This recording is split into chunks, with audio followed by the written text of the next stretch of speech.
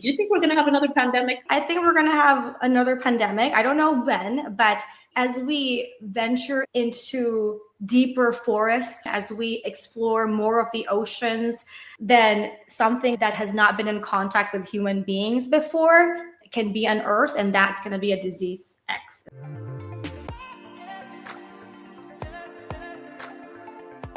Hello, everyone. This is Dr. Anita Luanga. I have my friend, Dr. Jolie Keenan, here with us today. She's an infectious disease doctor, and she is also an entrepreneur. She's going to tell us a little bit more about how to keep ourselves healthy, especially with the flu season coming up and people talking about disease X coming up. And she's also going to tell us a little bit more about her other passion projects outside of medicine. Dr. Keenan, Dr. Jolie, thank you for being on the show. I was wondering if you could introduce yourself to our guests. Yeah, hi everybody. So I am Dr. Keenan. I am a board certified infectious disease doctor. I practice full time. I'm also a full-time mom and doing all of the things. And Dr. Luanga and I actually go way back. We actually went to the same residency program in Chicago, and she was my second year resident. She was my mentor, and I really am so thankful for her guidance and helped me get through residency. So I did choose infectious disease as my specialty because I really liked the one world concept of that, where it's the interaction between the host, the pathogen, and the environment. And it's a very intellectually stimulating field, I would say, because we typically make our diagnosis merely just by asking the most interesting questions, such as where were you born? Where did you grow up? What are your hobbies? What do you do for work? Do you have any pets? Who do you live with, etc.? So we get to know you as an entire human being and not just your symptoms. And then when we figure out what your disease is, then we come up with a concoction of antimicrobials to help you fight your infection. So it's almost like wizardry, I would say. We have a potion for you. Yes, infectious disease is so fascinating, and you're right. I think it's one of the most detailed specialties. Like, I really enjoyed my infectious disease rotations as well, because you do get to know the whole person, and it really does inform how you treat them. Tell us a little bit more about your other passion projects outside of medicine. That's something I'm very curious and would like to hear more about. I have a lot. So basically, when I graduated from fellowship, that was June of 2020. So we were right in the middle of COVID, and that was my last year of fellowship. And everything was so uncertain, right? I would see physicians getting furloughed, losing their jobs. And so what I thought was a very stable job for me wasn't so anymore. And then those of us who had to stay at the front lines and still treat patients, we were overworked, we were underpaid. Yes, we were hailed as heroes and given free food, but at what cost? And so that was when I was actually starting to ask questions like, what else can I do besides being a doctor? How can I make my finances more stable if anything happened to my job? And then I was researching, and I found that there are other doctors asking the same questions. And so I started following physicians who are doing things outside of medicine. So one of that is real estate. So we do invest in real estate. And also my mom and I created a journal last year. So this is our second year launching it. And it's a journal that my mom and I had co-created to help us live our biggest lives. That is so fascinating. So what inspired you to create the journal? Tell me a little bit more about that thought process and what inspired you to go down this route and to share your journal. Because a lot of people could create something and then keep it to themselves. But what inspires you, and who is the person that you think would benefit most from this kind of journal? Yeah, so this journal came about when we were on vacation 2022, I believe. And I was reading another self-help book because I am a personal development junkie. I just love reading personal development books and self-help books. And then the author asked us a bunch of questions and said, pick up a journal and write your answers to these questions. And I said, oh my goodness, need another notebook. I have so many notebooks, all mismatched. And so I thought to myself, what if I just created my own journal with everything that I wanted in it, without the inspirational quotes, nothing fancy, no stickers, nothing like that. So that was my idea. or the idea came to me. And then I went home and my mom was visiting from the Philippines and I told her about this idea and she brought out her bag and she had so many different notebooks as well. Maybe 5 or 6 notebooks for her finances, to-do list, travel, her gratitude notebook, etc. I told my sister even had more notebooks. So I said, maybe there is a need for this, like an encompassing notebook for high achieving persons. I told my mom, you know what, the hardest part of this is creating this idea, is turning this idea into a physical product. Once we have that, everything is probably easy. So we just 10x that and said, let's just print a bunch of copies and share it with the world, because the hard part was already done, which is like materializing the actual idea. And we have collaborated with Filipino artists as the journal covers, and I'm so proud and like really excited to support them. And another really interesting part of the journal set is the yellow notebook, which I can show you. This is like the yellow notebook, a sample of it. So that was inspired by my late grandfather, who was the patriarch of our family, and he really provided us with everything we ever needed. That when he passed on, it was so sudden. We were all heartbroken. But when the dust had settled, he didn't have a will. Nobody knew what he owned. Nobody knew what his assets were. So he actually had to appear in an interface dream to one of his grandchildren. It was my cousin. And in that dream, he told my cousin that we have to find his yellow folder. So my mom and my uncle went to his office and was looking for this yellow folder, and they couldn't find it. But my mom believed that my grandpa had to cross that chasm to give us that message. So they said, okay, let's look for it one more time. So my uncle sat on my grandfather's desk chair to mimic the perspective of the room, and he was looking around, and he leaned backwards and he actually fell off balance and hit the cabinet behind him. And then from that space between the top of the cabinet and the ceiling, a yellow folder fell, and everything was in there. All of the unfinished contracts, people to contact, properties he owned, where they're at, etc. And so that really helped us settle his estate. So this yellow notebook is testimony to that, because you can write down all of your insurances there, important documents, assets, liabilities, and put your heirs so that your wishes could be followed. And there's a space there where you can sign it and date it. So it's in your penmanship. Of course, it's not going to replace a will or a living trust or a living will, but it is in your handwriting. And so it should count for something. And I often wonder, what did my grandpa have to give up in the afterlife? What did he bargain for?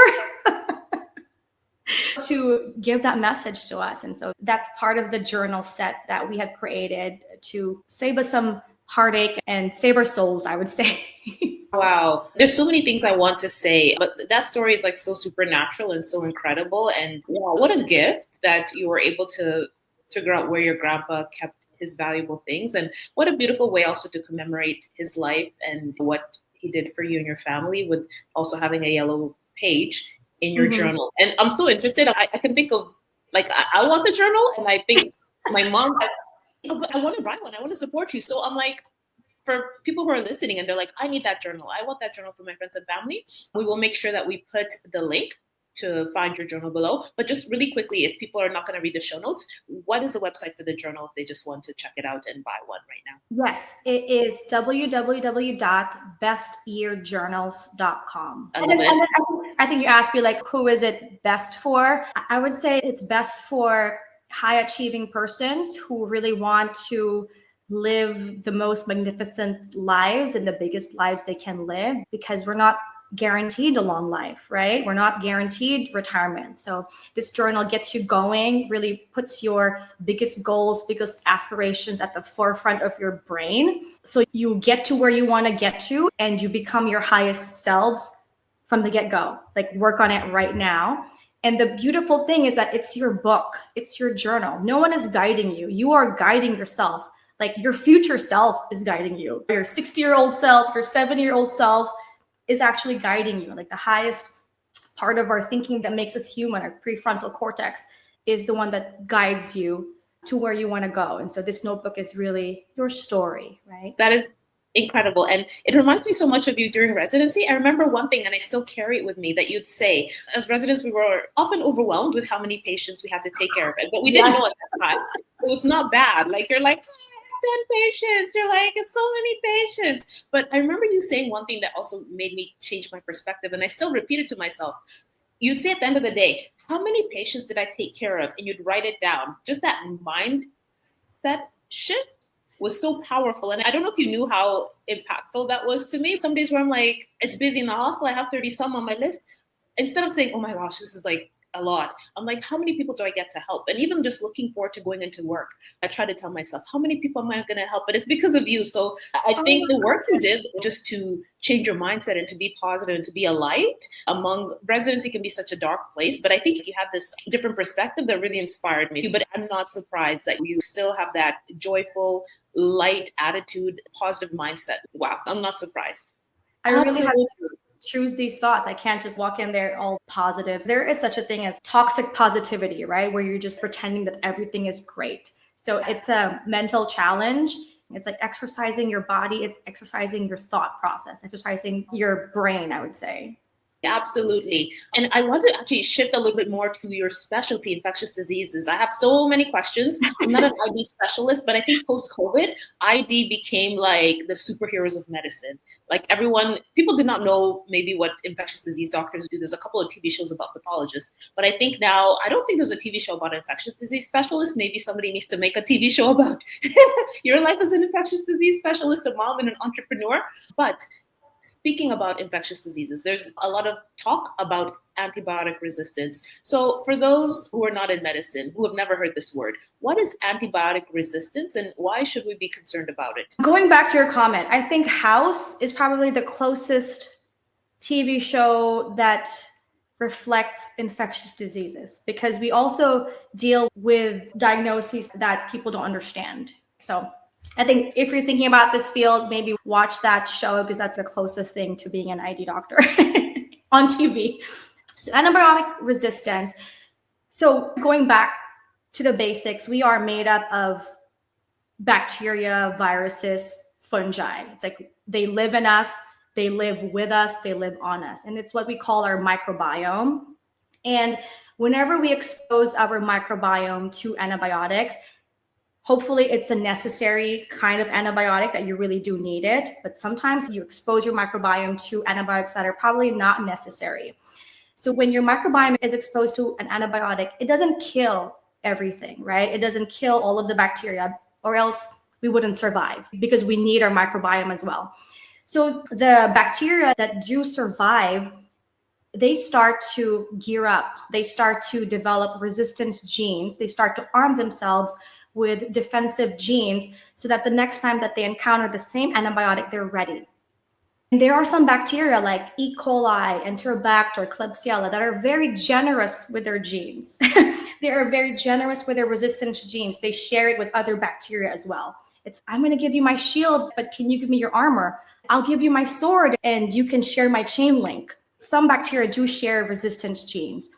And when you do have a true infection, and you start to use the same antibiotic that used to work before, now you're going to see that antibiotic is no longer going to work for this infection. So that is antibiotic resistance. And we're seeing it so often now. It's pretty scary. Oh, wow. That is so interesting. And I think that links to the next question that I'd like to ask. How do you decide when to use antibiotics? I think this can be a challenge when people are not feeling well, especially right now, at least in Canada, we're having a lot of cases of walking pneumonia, whooping cough. Some conditions, especially post-pandemic, that had not been around for a while, started to emerge. So as physicians, we know virus is different than a bacteria, and we have our thought process about when to prescribe antibiotics. But for somebody who's in the general public, why would maybe their physician tell them, you don't need antibiotics for this? How do we make this decision? So when you say antibiotics, you want to talk about, is it like antibacterial? So the antibiotics are normally antibacterial. So they're antibacteria. So if what you're dealing with is a virus, you can be given an antibiotic and it's not going to work because it doesn't have any activity against the virus. If your infection is a fungi or a yeast infection, an antibiotic is not going to work either. So we have to know exactly what are we treating here. Like I said, we have a microbiome, we have bacteria that live in us, and most of the time it's not going to cause any problem. It's just part of our being. It helps protect us. It actually serves as a sparring partner for our immune system. It's like practice training for our immune system. So most of the time they just live there. But there are instances where these pathogens can escape and venture out into a sterile place where they're not supposed to be, such as they get into your bloodstream, they get into your bones, your kidneys, your heart, your brain. And that's when we become septic, where you have a pathogen that is not in the right place in your body. So you feel ill, fevers, chills, your blood pressure drops, you feel weak. And this is sepsis. And this is really when, antibiotics are warranted. So again, for our friends who are not in the medical field, viruses, bacteria, fungi are different, and they need specific treatment for them, and antibiotics are not necessary for fungi or viruses. You can get an antifungal and you can get an antiviral. And I think you talked a little bit about how infections spread and what sepsis is, which I think is very useful, because I think, unfortunately, there are people who end up quite sick and they end up in the hospital and they hear this term sepsis. So thank you for also explaining that. That's extremely important. And speaking of sepsis and infections, I think a common question that I've had patients ask me, and I think I'd also love to hear your opinion on this. How can we prevent UTIs? Are there any supplements that people can take to help prevent them from getting a bladder infection, or is there anything that they should do to prevent bladder infections? So whenever I see somebody with a UTI, I have to first make sure that it's a true UTI, because UTI is often blamed for a lot of things. An elderly person falls. I sometimes see UTI as a diagnosis as a scapegoat. It's like the easiest thing to blame an infection on. And most of the time people are wrong. So we have to discern first, is it a true UTI? And a true UTI, the most reliable symptom is what we say terminal dysuria. It's pain at the end of urination. So urinary tract infection is infection of the bladder, and your bladder is a muscle. So at the end of urination, your bladder is going to contract to try and empty all of the urine out. So if that bladder is infected and it contracts, you're going to have pain. So when you have that symptom, in combination with a positive urinalysis, like your test is positive for bacteria and white blood cells, then we say it's a UTI. Then we treat you according to the bacteria that's there.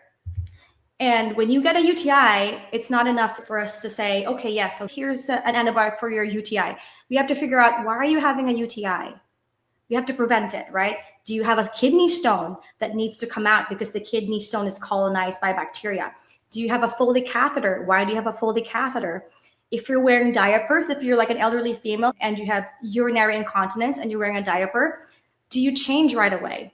Do you change when you're soiled? Is it hygiene? Are you washing your genital area with mild soap and water every single day? Do you get your UTIs after sexual intercourse? So we got to figure out, why are you getting these UTIs for us to prevent it? However, I am a big believer of using a bidet. I don't know, is a bidet popular in Canada? But I'm not sure. I think it depends on the region. I can see it being more like a European French thing. And of course, there's lots of immigrants. And I think also religion-wise, I've observed that more of my Muslim colleagues and friends tend to use bidets as well. Okay, yeah. Ask them if in their community, if a lot of people are getting a UTI, because a bidet decreases the cross-contamination. So the typical culprits of a UTI are like enteric bacteria, so bacteria from your gut. So when people have diarrhea and they wipe often with toilet paper, you can't clean everything. There's cross-contamination there. So a bidet is really helpful. And washing your genital area daily with a mild soap and water, I think, is key. If your UTI is associated with sexual encounters, make sure you and your partner wash with soap and water before and after sex, just to decrease the likelihood of cross-contamination there. That's very, very helpful. Thank you for sharing that. And I think that the bidet thing was something I did not think about, but it actually makes a lot of sense. And the other one I wanted to ask you as well is supplements. A lot of people drink cranberry juice and they swear that it prevents their UTIs, or they take cranberry supplements. There's a few other supplements I've heard of, but I don't know much about these supplements. But what do you think about people taking cranberry juice and other supplements to prevent UTIs? In all honesty, I'm not well versed in the supplement area. I try to just get my supplements from natural foods. And these are what we call prebiotics. So, we know what probiotics are, right? You take a capsule full of billions of bacteria, you ingest it, that's a probiotic. But I do believe in prebiotics, which are the foods that you should be eating to feed the probiotics in your gut microbiome. So these are going to be foods that are very high in antioxidants. Cranberry should be high in antioxidants because high in vitamin C. So I do tell my patients that if they want to improve their microbiome in their gut and their vaginal flora, to really focus on the prebiotics. So if you go to a grocery store, you go to the produce section, you just take a step back and you look at the produce section, and those that are brightly colored are the ones that are going to be high in antioxidants. Everything, red bell peppers, yellow bell peppers, tomatoes, anything that's bright, dark green leafy vegetables, those are prebiotics and fibers. And if you're going for a fruit, think of a fruit that when you slice them open and you leave them on the countertop, it's not going to oxidize. It's not going to turn brown.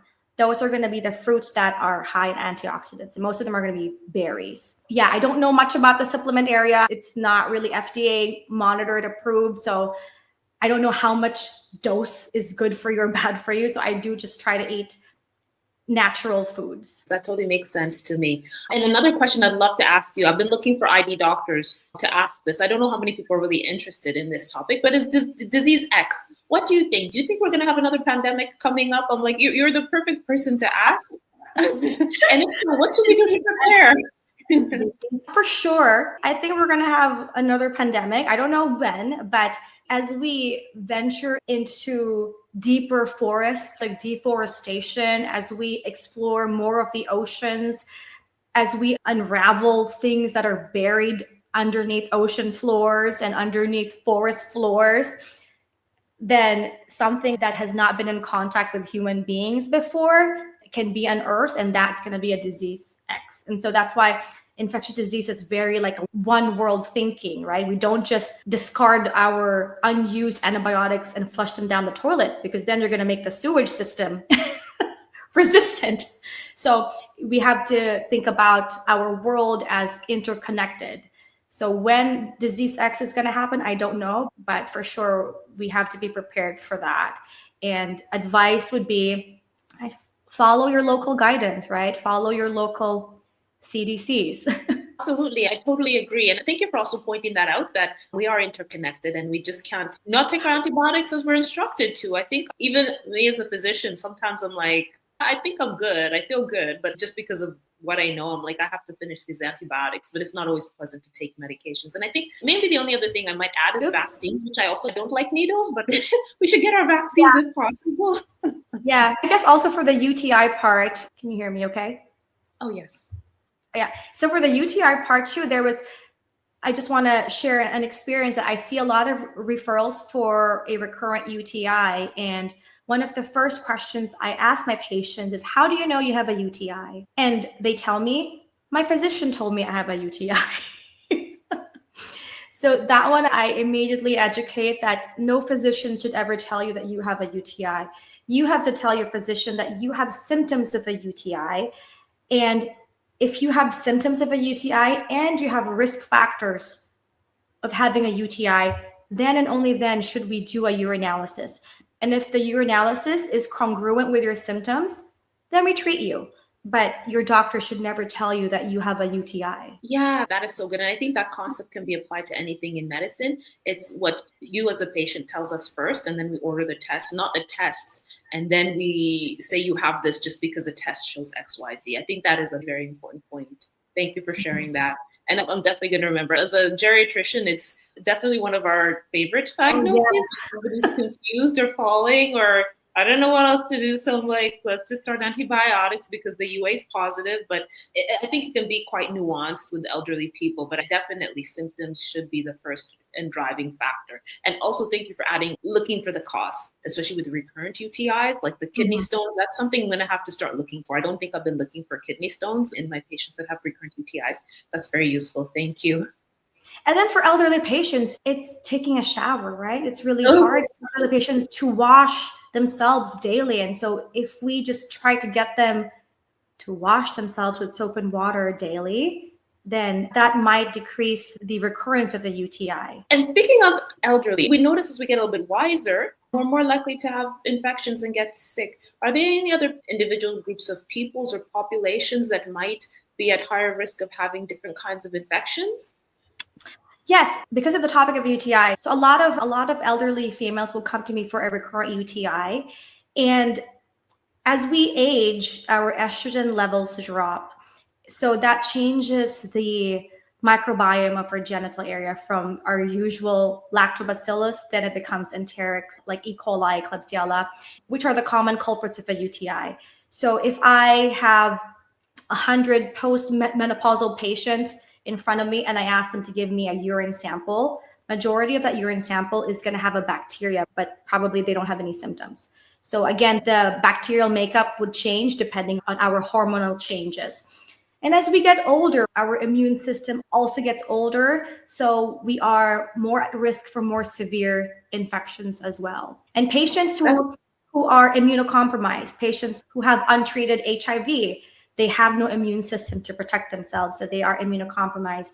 Patients who are taking steroids, who are on chemotherapy medications that wipe out your immune system, patients who have autoimmune diseases that are on monoclonal antibodies and chronic steroids to suppress their inflammation will also suppress their immune system. And so that makes them highly susceptible to very severe infections. And I think that would cover a lot of people because I think, especially with the technology that we're having in medicine and the research, people are living longer and they're taking more and more medications. I think just in my city alone, one of the cancer doctors was telling me that their patient population went up by close to 20% because people are taking medications to change the immune system but still fight cancer.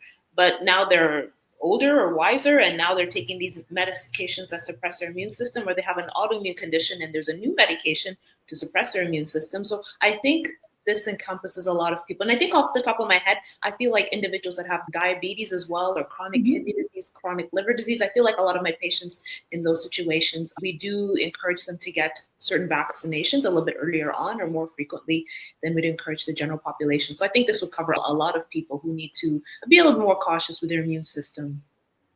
Yes, so that's why infectious disease doctors are always going to be needed, right? Because as we increase our lifespan, as we have more therapies for cancer and autoimmune diseases, our immune system will also be in trouble. So there will be, it's like a catch. We're going to treat your cancer, we're going to treat your autoimmune disease, but also you're going to be more prone to infections. So it is, we work a lot with our oncologists and our rheumatologists as well. And absolutely. And I feel so far removed from infectious disease lately, and I haven't been keeping up or keeping track of the new developments within ID. What are some of the things that you're most excited about that you think are coming down the pipeline in terms of research or medications or treatments or even just ways of doing things? Yeah, so in ID, things are always changing, right? Because there are always new bugs that are coming up and new resistance patterns. So antibiotics is also developing, but it's not as fast as how the bacteria is adjusting to the new antibiotics. So hopefully we won't run out, but there are a lot of newer antibiotics that are coming down the pipeline. HIV has also expanded. The way we treat HIV is also pretty different now, and it's just easier. It's like just one pill. Hepatitis C. Hepatitis C is much easier to treat. Before you would need an infusion that could potentially give you increased mental illness and all that. But now it's just with pills and you're cured of hepatitis C. So there's a lot of advancements in infectious disease. I would love to have you back to talk more about the advances in infectious disease, especially HIV. I think I did a series of posts on HIV and the new treatments, and even talked a little bit about a few cases of people being cured. But I'd love to talk to you, because this is your area of expertise, and hear more about the new treatments and what's coming down the pipeline, if you're willing to come back in the future. Yeah, of course. Yeah. Oh my God. I love this platform of yours so that we can educate the general population as well. And so they can decide who to listen to, right? Absolutely. Thank you so much for agreeing to be on our show and taking the time to talk with us. Please, again, share where people can find you if they want. For example, if they're looking for an infectious disease doctor in your side of the US, where can people find you, your website, and also your journals? Make sure we put the link below the website, but please share that information again for our audience. Yes. So our journals are at www.bestyearjournals.com. And it's a great Christmas gift. It's a very meaningful Christmas gift, really change your life. As for where to find me, I'm practicing in Washington State. I don't have a private practice, so I am an employed infectious disease physician. Okay, so hopefully people can stay healthy, but if they're in the Washington State area and they happen to watch our show, hopefully they'll at least say hello and give you a compliment in terms of what you shared on the show with them. But to our audience, thanks again for tuning in. We look forward to sharing more health tips with you. Goodbye for now.